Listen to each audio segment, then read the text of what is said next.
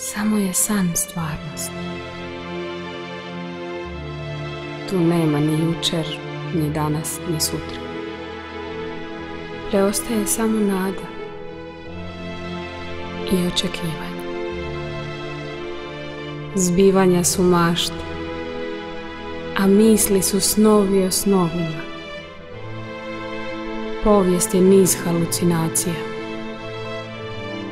Čovječanstvo živi u opsjenama, a pogiba sa laži na usnama.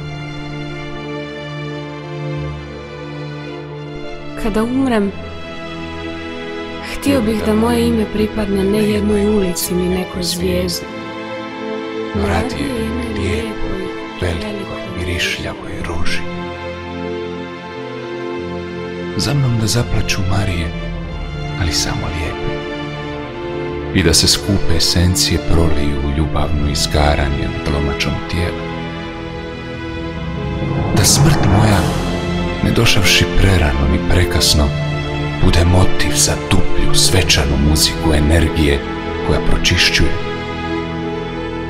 Jer patnja mora da je zaslužila jednu vječitu ljepotu. I sve ove riječi jednom nasumice bačene u vjetar, da se vrate drugi put s dubljim i stalnim zvukom i čišćim značenjem. Da se dogodi saznanje proljećem.